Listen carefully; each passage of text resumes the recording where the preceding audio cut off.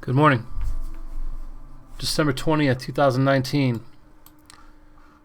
Welcome to Uncle Benny's Creepy Campfire Stories. I'm your host, Uncle Benny. And it is now 7:18 Eastern Standard Time.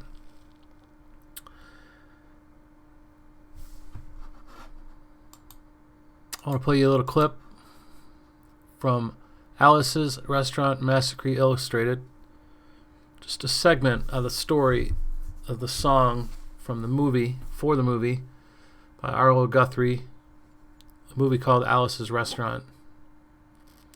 Anyway, several years ago, a man created this illustrated version to the song, to a performance of the song. It's beautiful, it's fantastic, but it came to mind this morning about something. I may use it, may not, but here you go. See the psychiatrist, room 604, and I went up there, I said, "Shrink, I want to kill. And I want to kill. I want to see blood and gore and guts and veins in my teeth. Eat dead, burnt bodies. I mean, kill. And I started jumping up and down, yelling, kill. And I started jumping up and down with me, and we was both jumping up and down, yelling, kill. And the sergeant came over in the middle of us, set me down the hall, said, "You're our boy." Said, "You're our boy." Yeah. Well, it came to mind because, as I perused the Drudge Report, read by a population of people greater than dozens of countries on the earth, nations on the earth. And, it's just sometimes it feels like such a waste of time. I started the whole deal with the Sludge Report just as an exercise in how I view the news and discern mind control all the time. People look at me with that four-eyed stare. They don't know what I'm talking about. And, I just took to this to document some of it, explain some of it as an exercise for myself. Kind of fun, but, obviously I don't do it as much as I did. I started to do it this past June. That's when it launched. And, it's somewhat enjoyable. There's times where I feel kind of energetic about it. And today's not one of those days. And that's probably good. I just looked through the news and, it just kind of glaze over. It's just a numbness to just everything coming at you all the time, Life doesn't have to be that way on one hand. On the other hand, the question arises for myself, am I just insensible? Well, you could say, well, no, you pay attention, you're yeah, but what good is it? What's it do except raise your stress levels, challenge you to recognize your powerlessness and have to just trust in the Lord. which is a good thing on one hand. On the other hand, there's the other side of that coin of what do you do? How do you fight back? You write a letter to your congressman, Reminds me of Howard Beale again in his rant, which you can find on YouTube from the Movie Network. Recommend you watch the movie. And he says, I'm not going to tell you to write to your congressman. You know things are bad. And they're going to get worse. And that's Bible, Men shall wax worse and worse, deceivers and all that. And we're seeing it. And we're also being pricked in the things in our human nature all the time. We're being manipulated to look here, look there. Again, the art of misdirection. It's wearisome, Always being titillated with sexual images. That's always a thing that is used. Everywhere you look, there's scantily clad females and now males, and in betweens, whatever is in between. So, freaky stories, bizarre, all of that going on. It's all to take us out of peace. Bible say that he who keeps his mind fixed on the Lord keeps him in perfect peace. Are you in perfect peace? I don't know the last time I've been in perfect peace, and that's my fault, and my conviction this morning is maybe that's what's going on as I read this. It's like, what's the point in even going through some of this stuff, even though I just told you what the point in doing these was for myself, and but like it really matters, like this impeachment really matters. There's a lot of things could be said about that, analyzed. We want to know what's going on, what's really going on. Even the Sludge report here is about, well, what's really going on is the art of misdirection. They're creating this stage drama while other things are going on. Look left and steer right. Look right and steer left. That's how they steer. That's what's going on. That's true. But what does it matter to complain about the rain when there's already been?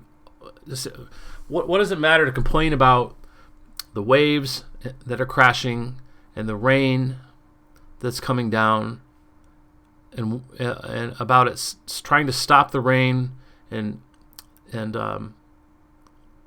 salvage the ship by bailing out the water when there's gaping holes that have already been cut into the hull? Do you follow me? Let me say that again. Let's say you're on a boat and nature and man are conspiring to sink your ship, it seems. You've got heavy rains. You've got the storm, You've got crashing waves.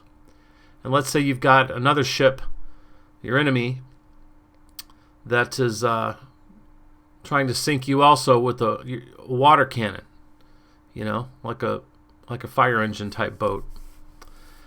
And if you can just imagine that. And I'm constructing this analogy just to be clear, not to make it a beautiful analogy. It's just, you're on a ship, you're defenseless, you're afloat in the storm, the waves are crashing on your boat, bringing huge amounts of water over the deck. The sky is falling and torrential rain inundating the deck and your boat. You're worried about sinking. And then you also have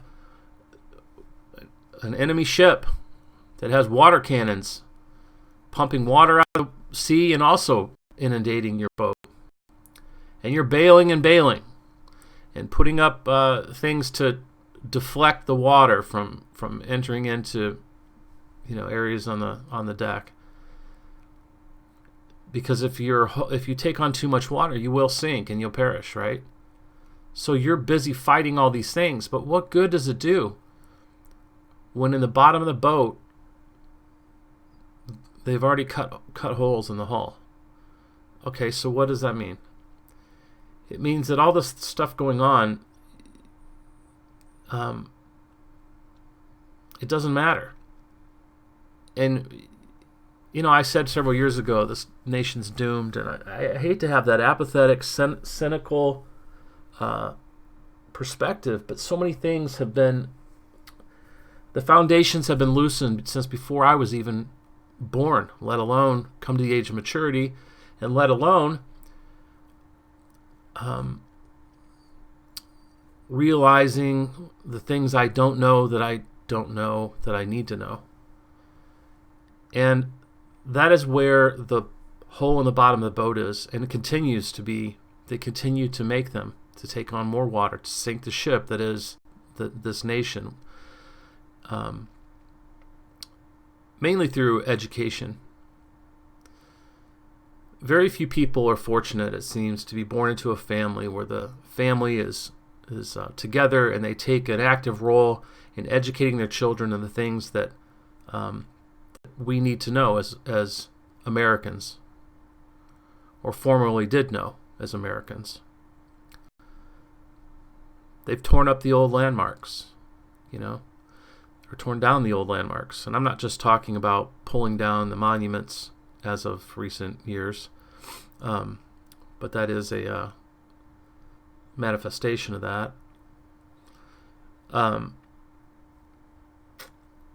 I remember going through school, and whereas now I really want to know history. There's so many books that I want to read, but I don't have the time. I don't have the time. That time coming up was the time that I should have been reading and studying and understanding why it was important. And in the meantime, I'm going to school, government school, and I'm being pulled this way and that way, and distracted by many things. They mix boys and girls at puberty to go to school together. Is that appropriate? I don't know. I mean, I lived, right? But that was a very big distraction. Very big distraction. Naturally. And it is. They base whole Hollywood movie themes about this. People's lives are ruined because of inappropriate relationships that are cultivated by mixing boys and girls in school. And things happen, It's natural. Boys are attracted to girls and girls are attracted to boys. And what happens? Pregnancies, broken focus, wasted time. I mean, let's just forget about the ones who get pregnant and their lives are changed forever. Let's just talk about the fact of spending all their weekends together or going out and doing things, dating as they call it, having serious relationships, heartache. Very few people are high school sweethearts and then they get married and live happily ever after. Well, during that time, shouldn't these young men and women have been learning the things that are necessary? And I don't mean for a job. The things that we're taught are valuable and necessary are about us getting a job, being part of the human resources to generate the money to fund the global powers that shouldn't be in their wars, in their luxuries, and all these things. Now, these are all abstract. I'm talking abstractly, but maybe it's ticking off something in your own life or people you know. Because I look back at my age, and I have for quite some time, I look back at how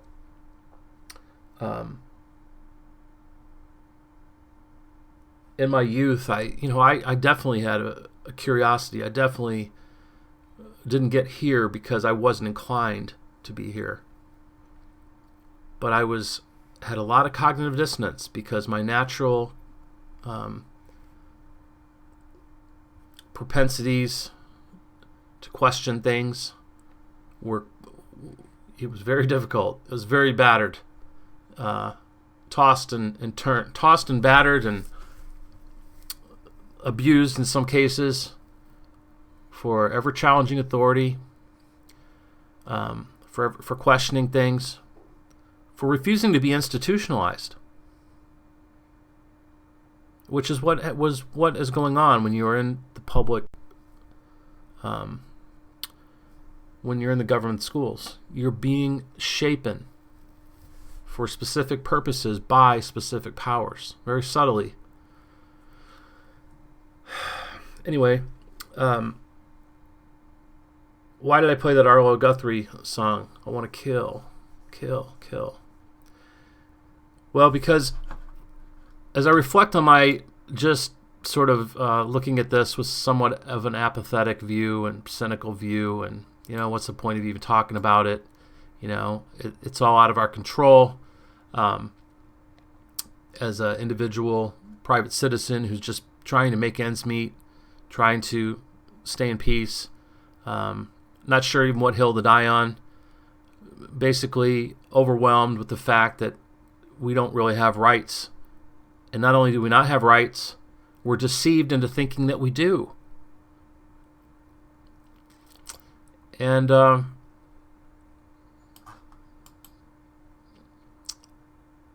where's our killer instinct? Our killer instinct. Oh, when I was younger, I had a killer instinct. Not going to keep me down. But through decades of trying to, fighting the man, you get tired, You get tired when there's the people that you only find out there's other people like you once you have the internet. And then there's people that seem to be like you anyway. You don't know them. They're far and wide, few and few in between. And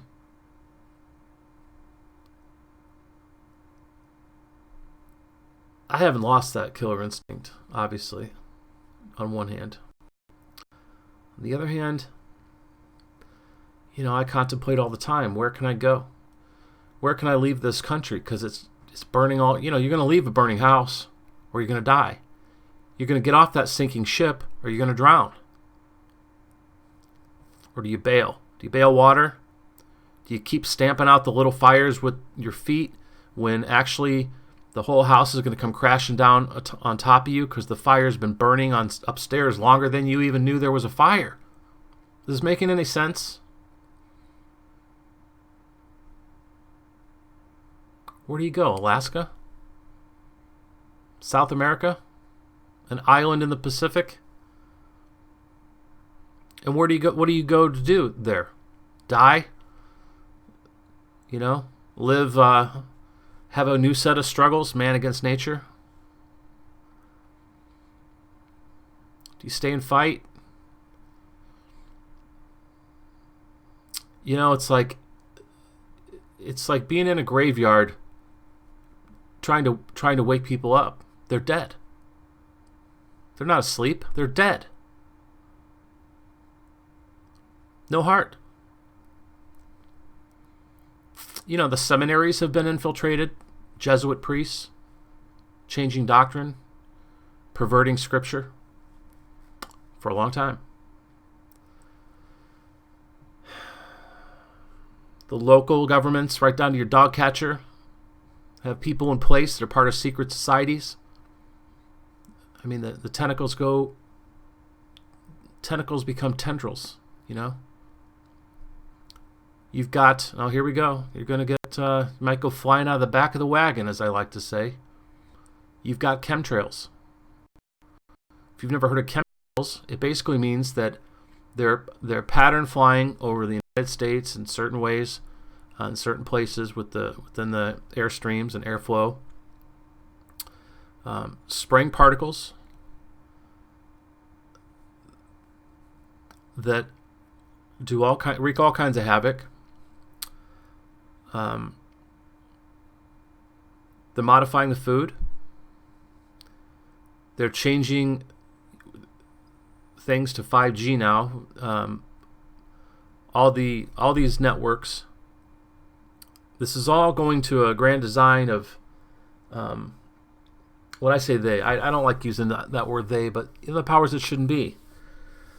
Working on technologies to bridge dimensions, to further control and access the herd and control them through technology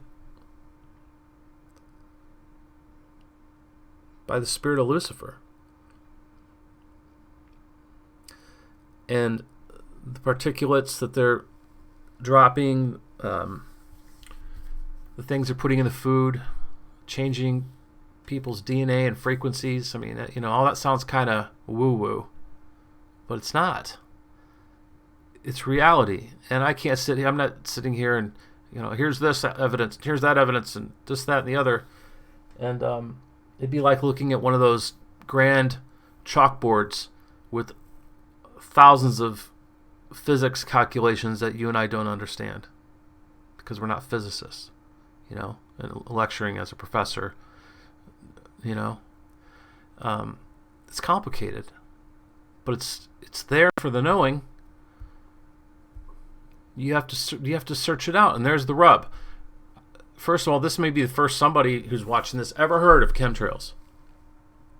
Secondly, in fact, I would say that was one of the things that was I kept at arm's length for a long time.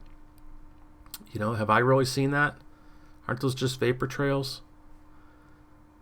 But over time, understanding more and more the powers that shouldn't be and the powers they have, and the evidence, scientific, photographic, and how it all fits together. It's truth. Spraying the skies to control the weather, to control you and me, keep us weak and sick. I mean, it's multifaceted, How do you kill a giant? 1,000 cuts. This nation was formed by the people from all over the world who were the kind of people who would question or rebel or would refuse to be subdued or ground into the dirt. And at one point, having come to these shores, as the population grew, and those kind of people, both through their family tradition and their personalities and possibly genetics, bred a stronger people, a people who were one in pursuit of, in defense of individuality, rugged individuality as it's called, and personal freedoms and liberties. And since day one, this nation has been attacked from the inside out to be subverted. It didn't just happen in 1913. This has been going on since the church fled to these shores. And now the nation's being made a nation of weak people, weak physically, weak in understanding, void of wisdom. I don't count myself as somebody who's not that. I'm not as strong physically as I want to be. I open the refrigerator, I go to the grocery store, and it's stressful. What am I eating? I got to do a lot of work and research just to eat something, I feel good about it. I wish I didn't think about it. And a lot of people don't. Ignorance is bliss. It can be bliss. And, I'm sorry you're just staring at a screen here. I don't have another picture to show you or anything like that. But,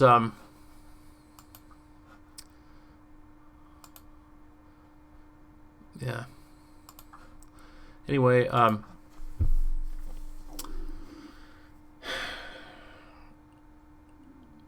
void of wisdom.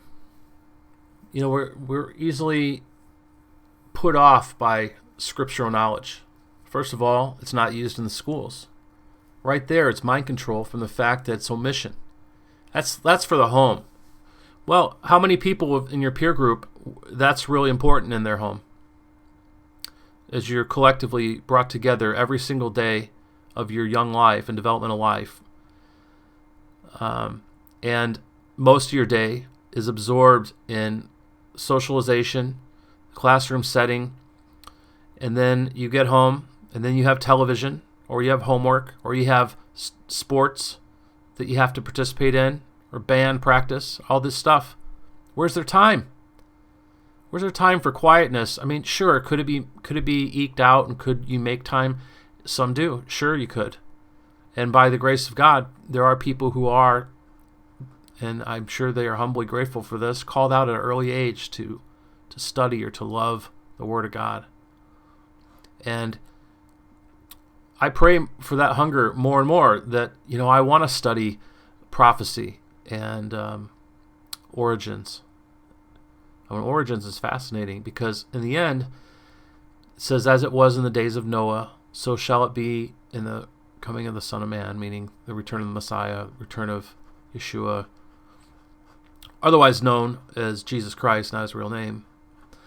But the thing is, we're being inundated all the time with, maybe I'm not going to find it in here, but on the Drudge Report, but we see archaeological finds or things that they, of course, almost always link to evolution and some new discovery and things, but God made all things. There's one God, creator, I'll give you an illustration. We're not taught about Fibonacci ratios. We're not taught about Fibonacci ratios. What do I mean?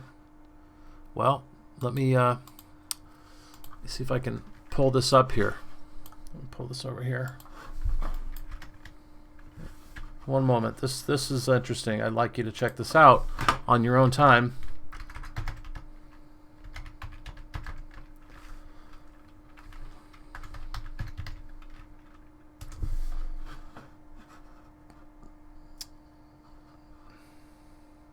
There we go. Found it. Okay, excuse me. Here we go. The golden number. Now, I'm not saying that there's no one out there who hear about this in their math class or some math teacher. You were fortunate if you ever heard anything about it. I didn't. You probably heard of phi or pi. Phi, probably phi delta kappa or something, right?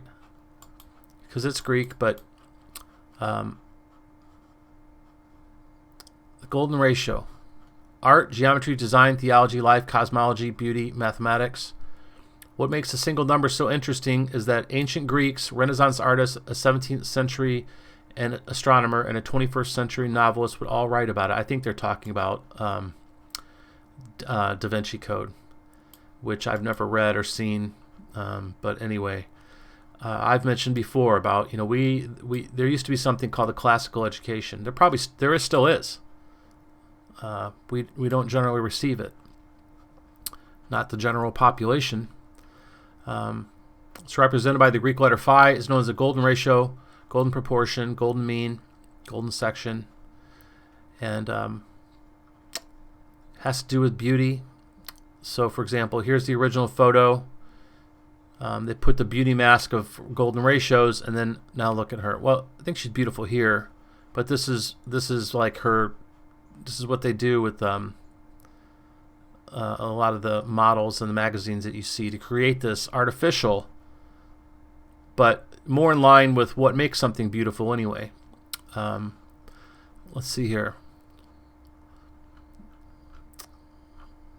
Okay, here you go. Let me see if I can just find some quick pictures and then leave it alone. Yeah, it's there for you to explore, but my point is we're not taught about it. But these people in design know, designing for these major corporations, look at this. So you'd have to look into what this means about the golden ratio and golden sections, but this is Fibonacci ratios, okay? This is Fibonacci ratios. This is Fibonacci ratios. Catching on yet? If you've never seen this before, right now your jaw is probably dropping. It's like you've just been given a key to the kingdom, and you've just had your eyes open to another dimension of reality that maybe you never noticed before. Okay. So anyway, I'd love to talk about this more and look at pictures because it's fascinating. But well, let's look at a couple art pictures. Maybe they're right here.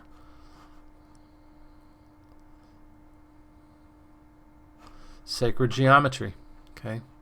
Sacred geometry, that has to do with masonry as well, the Kabbalah. But these are things that I don't like to use this word, but the elite not only know, they live by.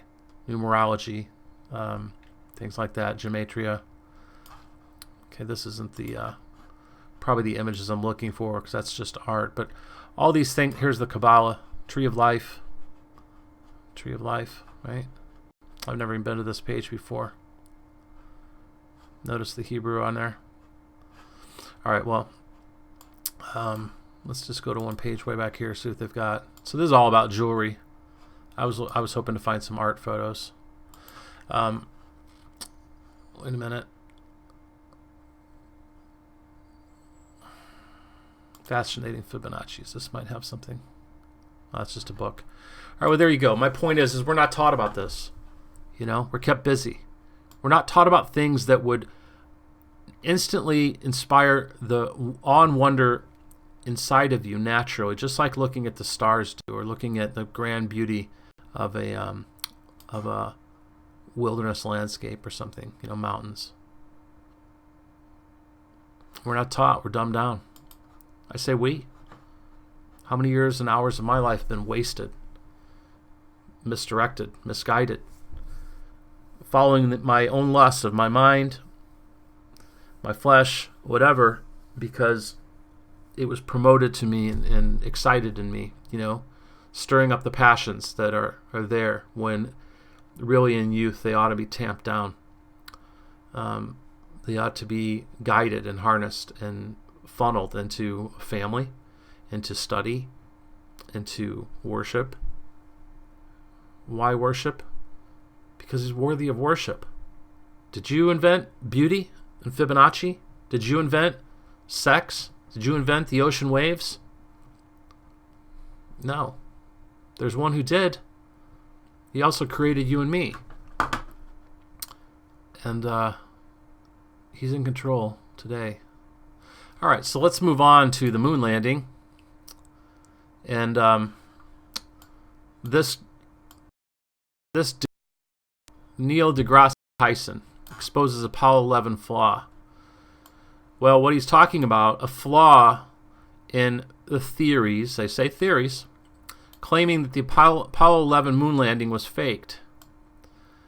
Well, thank God for the internet that more and more people are catching on that it might have been, because there were people back in the day that believed it from the get-go. And, they suspected it. They believed it. Some even, I believe, knew it was faked. And I remember, and I've told this story before on Uncle Benny's Creep Campfire Stories, when I was a young man, I had he was a guy that 4 years older than me, and he grew up down the street. He's like an older brother. And I remember he and I one time were, I'm trying to think how old I was. I was definitely a teenager. I had to been. I think I was driving, because I think I went to... He had moved away, his job and stuff. And I went to visit him. And we went out to eat. And we were in some like diner type place. And I don't know how we got talking to some guy, older guy. And he was saying that we never went to the moon. I'm trying to think what else he was saying. But I remember thinking, this guy's like off his rocker. I mean, he really seemed to me, he just had that air of like, this guy must be crazy. Because one of the things that maybe bonded me with that friend who was like an older brother was rocketry, you know, built model rockets. And he had a picture of one of those moonshot photos where the astronaut, it's a very beautiful picture. standing on the moon in his suit, and his visor shining, and the gray landscape and the blackness of space behind him. And I don't have it. Maybe actually it might be in here. Might be in this article. This one right here. Actually, this is it.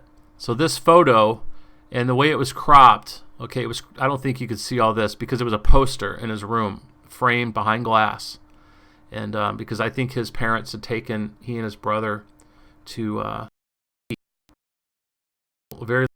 launch. I haven't talked to him in a long time, so I don't know which launch. Maybe it was the moon launch. I know they built a Saturn V rocket that was massive. It was not like your typical model rocket. I mean, this thing took 5D engines. If you're into rocketry, you know what I'm talking about. At the bottom, I think it was several stages. Unfortunately, by the time I ever saw it, it had crashed. The parachute failed or burned up or something, and it was glorious, even what was left of it. But it was. You can still buy a model rocket of the Saturn V, and if you don't know what I'm talking about, let me do this.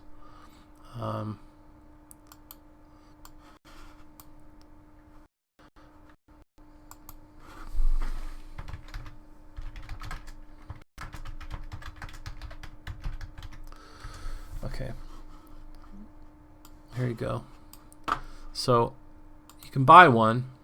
This one's 1/200 scale. You can get one that's 1/110 scale, 1/70th scale. Let's take a look at this one. I'm telling you, it was better than this. This is 1/70th scale, and I've been to the Huntsville, Alabama Space and Rocket Center, and they have sections of this rocket laid out laterally on the ground. I can't remember if I've been inside of it. It's just huge. It's massive. So actually, okay, here you go. Let me see this. Yeah, it's possible.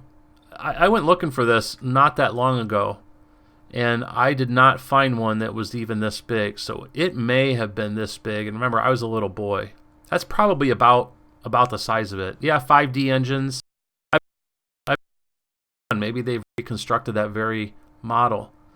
But you got to imagine me as a 6 or 7 year old boy, and it had crashed, and this upper part right here, think about right here, was smashed.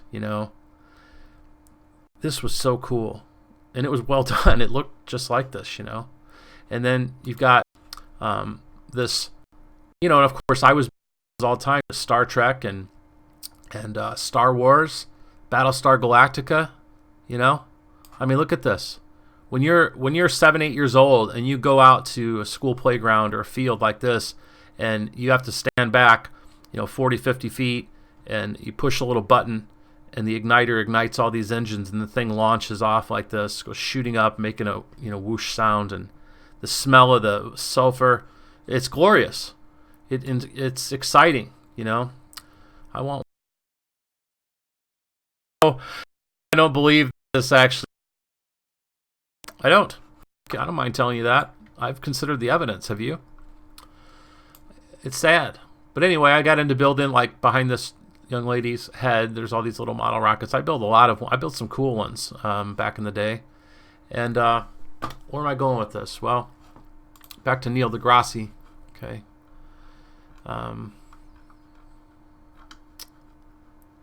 He's saying that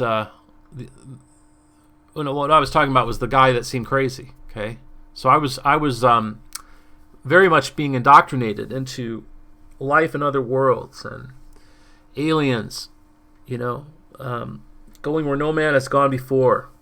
We'd just gone to the moon. I could build rockets myself. I could dream of interstellar propulsion. Even in high school, I was reading books about it. And, it all comes crashing down when you start hungering for the truth of the matter. And then you start looking at the evidence and you start realizing, wait a minute, something's not right. Something smells. Something's rotten in Denmark. Houston, we have a problem. I thought that was pretty funny. All right, so he says there's flaws in the theory, okay? Asking viewers to think deeply before they make such bold claims.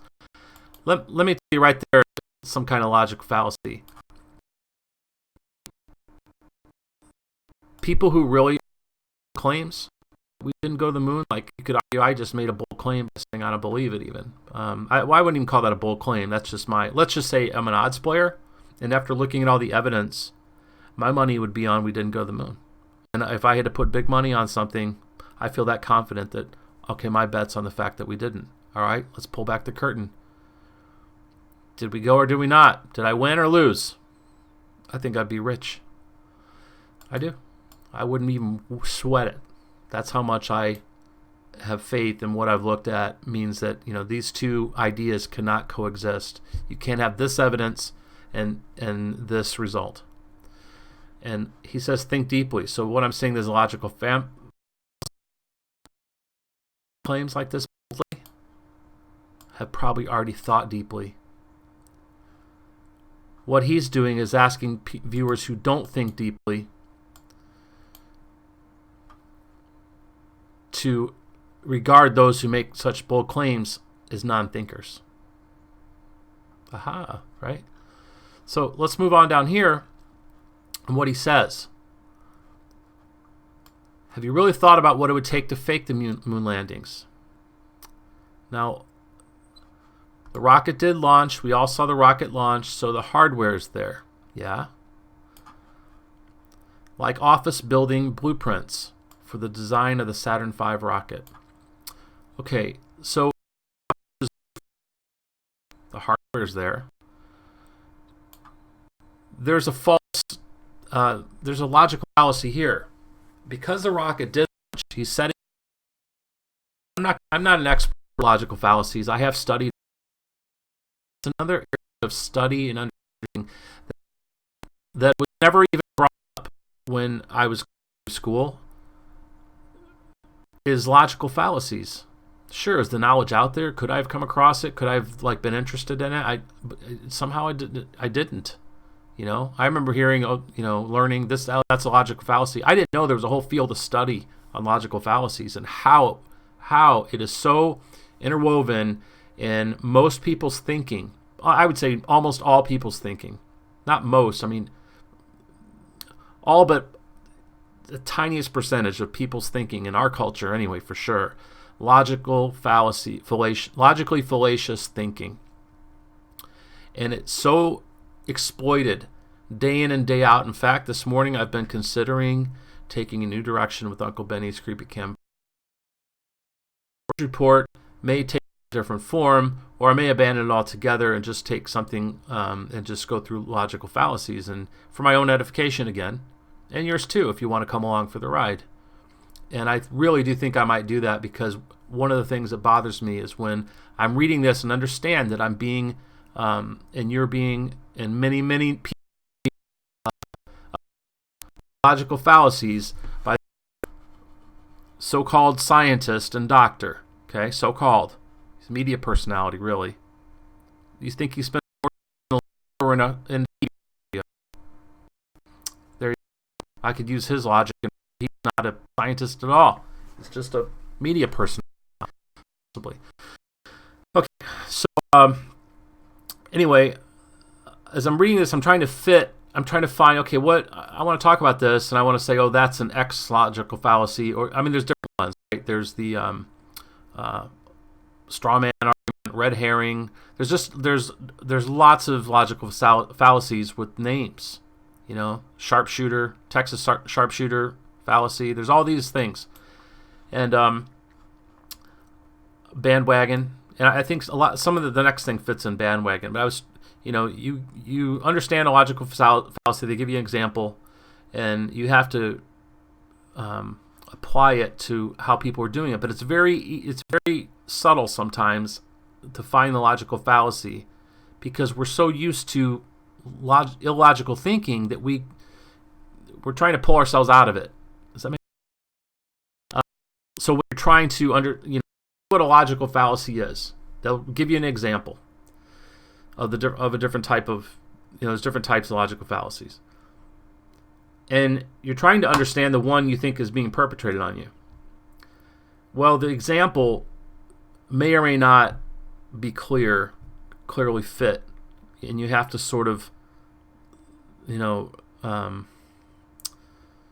extrapolate what he says here. The rocket did launch. We all saw the rocket at launch, so the hardware is there. Okay, he's going to make, just because this premise is true, does not make the conclusion true. Okay, and that's the substance of all logical fallacies, really, but they take on different forms. Okay, I'm done.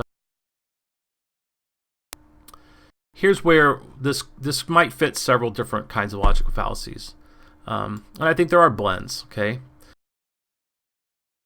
let me just forget the logical fallacy thing for a minute. Let me just read this to you. Hundreds of thousands and the records of the designs. Think about that. They're in files, wherever, pages and pages and pages. So hundreds and thousands of engineering hours. For most people, engineering is one of those words that's, high and lofty. Tyson went on to explain exactly why the ideas are ludicrous. He added, if you wanted to fake the moon landings, you have to fake all those elements. It just seems to me it would be way easier. Has anyone considered that? Just go to the moon. That's so much easier than faking all of this. So he makes this broad, sweep statement. Hundreds of thousands of engineering hours went behind this, and the records are the designs. Okay, let's say that. If you wanted to fake all those documents, is that true or false?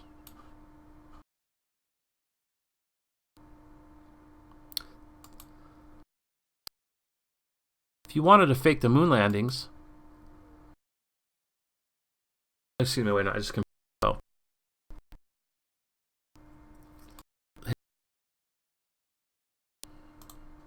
Here, maybe I don't know what I did here. I'm trying to get the blue off. That's the problem. Okay, it might have had let me reload the page. I'm sorry. Okay, let's go back down here. If you wanted to fake the moon landings, you would have to fake all those documents. Well, you can say yes or no. Nobody has to know about the documents. You could say they're there. Have you seen the hundreds of thousands of engineering hours? Have you seen the records and the designs? There are some. Would it take hundreds of thousands of engineering hours? I don't know. I haven't seen these hundreds of thousands of engineering hours manifested in thousands and thousands of pages and documents. I don't doubt that they're there. Because if you wanted to fake the moon landings, you would have to fake all those documents. I don't think you would have to, but I think I would. Because that's a pretty big fake. Here's where it gets interesting. It just seems to me that it would be way easier to just go there. Well, I don't know about you. Yeah, I kind of do. Most people could fake a document. It's not that hard. How much harder is it to fake one document than 100,000 documents? You just need more people, and you need some time, and you need the money. Well, let's understand the money's there for this kind of a thing. The money's there. If you wanted to fake the moon landings, you'd have to fake all those documents. I'm going to just say, yeah, that's true. But does that preclude you from faking the moon landing? No, you just have to fake the documents, among other things. So again, this is just a logical fallacy. This is a big sweeping, wow, so much work. And we have the record that there was so much work. If you wanted to fake it, you'd have to do all that work. It'd just be easier to go there. Well, I would find it easier. Let me put it this way. I'd find it easier to fake documents than to go to the moon. Does that make sense? If you can fake one document, you can fake 10 documents. If you need engineering documents fake, you get engineers to create the documents. Now, does that mean that their engineering is wrong or fake? No. Does that mean that the documents are fake? No, they really did it. They really built that rocket, which takes engineering. Even if they want to even if all the footage was fake, that never happened. And there's Huntsville Space and Rocket Center. You can go down there And they've got sections of this laid out. Well, even if they were to create lists like a museum piece, and that was all there was, just one version, let's just say that for argument's sake, it would take engineers and architects and designers to put this together. It would take a lot of hours, and it would take a lot of skill, and, that would be real. It'd be a real physical object. It would be real documents and real labor and work that went into it. But does that mean it went to the moon? No. But here this article is put forth. It's a mind control hit piece, This sounds like a one and done. That's what this is. Maybe I made up a new logical fallacy. How do I work this in? Mind control. There you go. A new mind control technique. The logical fallacy. Wait, I'm working this out right in front of you here. One and done. One and done through logical fallacies. That's another mind control chapter for the book. Has anyone considered that? It's called one and done. So he comes through with a logical fallacy. It seems like a slam dunk. For a non-thinking person, it's like, yeah, of course. Who would do that? Well, that's because it's appealing to people's a lot of assumptions. One is, who would do that? How could you do that? With that kind of money, that kind of time, all for a hoax? Well, there's a lot of answers to that, which I need to move on from this because I've gotten sidetracked. But does anyone consider that? Just go to the moon. That's so much easier than faking all of this. One and done. I like this. So yes, we did go to the moon. That's his conclusion. And because he's Dr. Tyson, you're led. He's basically an authority. Okay. The very fact that he's featured as his word on this matters underscores his authority as quote unquote a doctor, right? So he comes through with the logical fallacy, like simplistic thinking, one and done. Conclusion: we did not go to the moon. Therefore, the people who boldly claim that we didn't go to the moon, that it was fake, have not even thought on this level. One and done. Here's a little more. He goes further to attack one thing that's bothering the powers that shouldn't be. Dr. Tyson also cleared up Armstrong's post-flight actions during a Star Talk podcast, confirming this was natural behavior for Armstrong. He told his listeners in July, Neil Armstrong was not gregarious. He was a very quiet man and did not seek publicity. He was not the life of the party, but sometimes the people who are not the life of the party are still doing nothing. He's sitting there, in his head, figuring stuff out. It's the active mind of a restless brain of the engineer. That's what was captured. Well, I think what he's talking about, the fact that when the astronauts were interviewed and by press, and you can find this on YouTube. I didn't go as far as to pull all that up, but you have to ask yourself, how would you be speaking or acting or talking after doing something that no human had done before, and that was an achievement for all mankind. They act very nervous, deferring to one another. They said very mysterious things in retrospect that were alluding to. Well, you have to look at the criticisms. You have to look at that. So Dr. Tyson, he goes on and say, when I first met Neil, he got up in front of us and it was like we're meeting our hero. He's the man, right? But he gets up there and it seemed like he was almost painfully shy, like it was hard for him to talk. He didn't mention the moon at all. He talked about test flying and how important that is and how you have to be diligent about it and how much he loved it. After he was done, we got to the questions and answers. Then we asked him what it was like to be on the moon. But up to that point, he was delivering his message and almost painfully shy, but he loved so much what he did that's what he focused on. Okay, well, someone else could argue that he didn't want to talk about it. Someone else could argue that he was a bit nervous because he's still involved in a cover-up, there's a lot of evidence for this. There's a gentleman who went and asked all the astronauts to just swear on the Bible. That's all they had to do. None of them would do it. anyway, it's just, I mean, that itself's not proof, but there's just so much evidence that there's something very, very wrong here, you know. And even the fact this guy's coming out and getting on stage to come against this means that the very fact that the growing numbers of people who are, and the growing evidence as people are piecing together the pieces, and as they've analyzed photos and film and interviews and all these things, that things don't add up. There's a problem. Houston, we have a problem. And guess what, Houston? You do have a problem. And that's why you're sending out this CAD, this mouthpiece. Okay? That's why he's there. There you go. Uncle Benny. Uncle Benny making a little bit of sense. Pelosi to delay sending impeachment articles to the Senate. All right. There you go. There's your articles to the Senate. Uncle Benny has them. Should I deliver them? Where'd I find them? Just Google. Sorry, I was mistaken. I meant to say just Google the House and articles of impeachment and Trump, and you'll find a link. You can see the articles of impeachment. Look at the date on it. 12/10/19. 12/10/19 right here. December 10th, 2019, 7:16 a.m. Now this is before the impeachment was voted on. But this says final, you know. The House is done. I don't know anything in the Constitution. Their job is like a grand jury, okay? So they impeach Trump. You know, they're determined if there's enough evidence to make an accusation. That's all this is.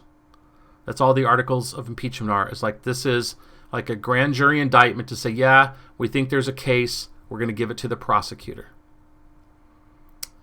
And recommend the prosecutor, you know, and give it to the prosecutor. And the prosecutor decides whether to go forward and all that.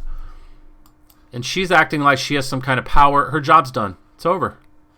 They voted. They've got articles of impeachment. There's nothing that says, that I know, that I'm aware of. If there is, please tell me. I don't know. Is there something in the process that, like, there's no way that the Senate can go forward unless that she delivers it somehow, like, you know, runs it over on her bicycle?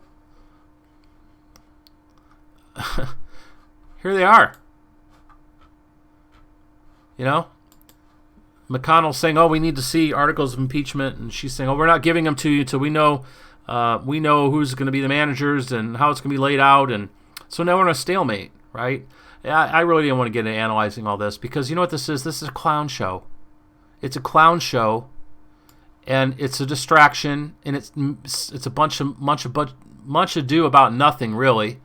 Well, I'm not saying it's not nothing. I'm not saying Trump didn't do anything wrong or anything like that. I'm saying that what it matters is not what matters. What matters is what's going on while you're looking left and they're steering right. For example, they passed that bill making it a hate crime to criticize anything Jewish. That's big news. Look, a guy in Iowa, I just saw this article, a guy in Iowa, let me see if it's on the Drudge. I think I saw it somewhere else. This guy in Iowa burned a flag, a gay pride flag. I haven't read enough. There may be other aggravating factors. I don't know, but I'm not sure. Nobody else has mentioned it. I saw it in social media, actually. Excuse me. I did see it in another place, like it was an MSN article. So, actually, let's go to MSN. Maybe we can find it. This guy burned a rainbow flag. He got sentenced to 16 years in jail. That's what you're looking at.